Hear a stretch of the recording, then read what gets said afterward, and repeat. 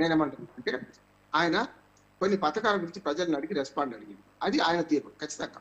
అంటే కొన్ని పథకాలు అమలు అవుతున్నాయా లేవా అని అనుకుంటా వస్తే ఇస్తుండ్రా అని 1, 2 సార్లు అని తీయడం ఆయన తీరే.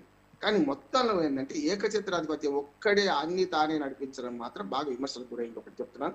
రెండోది ఈ ఈ రజతోత్సవాల సందర్భం ఎట్లా ఉండాలంటే ఓ ఫోటో ఎగ్జిబిషన్, వాళ్ళు అంతకుముందు చరిత్ర, ఉద్యమ చరిత్ర, తర్వాత వాళ్ళు చేసిన పథకాల గురించి ఈ ప్రచారం ఎక్కువ జరగాలి. లక్షలాది మంది వచ్చినప్పుడు ఇట్లాంటి ఏర్పాటు చేయాల్సి ఉండే. కేవలం వన్ మ్యాన్ షో లాగా ఆయన వచ్చి పోతాడు అంతే.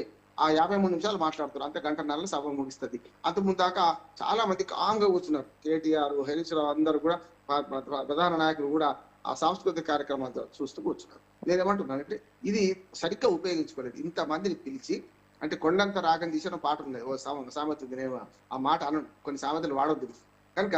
కొండంత రాగం తీసి ఇట్లా ఫెయిల్ అయిన సభలాగా ఎందుకు అయింది అంటున్నాం. సభ ఫెయిల్ కానీ మంది వచ్చిండ్రు, ఇప్పుడు చెప్తున్నా మంది వచ్చిండ్రు, చాలా అద్భుతంగా వచ్చిండ్రు, ఏదో ఆశించిన దానిలో కూడా ప్రజలు బూతులు మాట్లాడమని ఏం ఆశించలే కానీ దిశానిర్దేశం కార్యకర్తలకు చేయలేదని ఒక ఆరోపణ, ఆయన చూసి చదివిండి అనేది రెండో ఆరోపణ.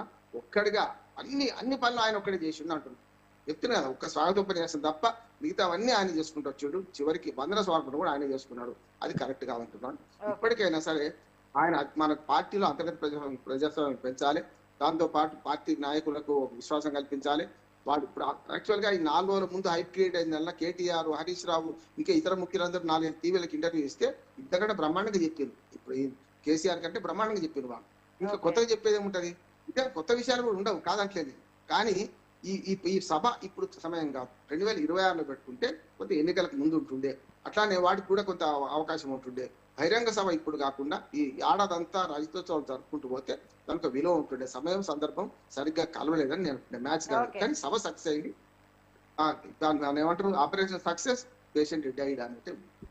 మోహన్ గారు, ఉలికి పడుతుంది కాంగ్రెస్ పార్టీ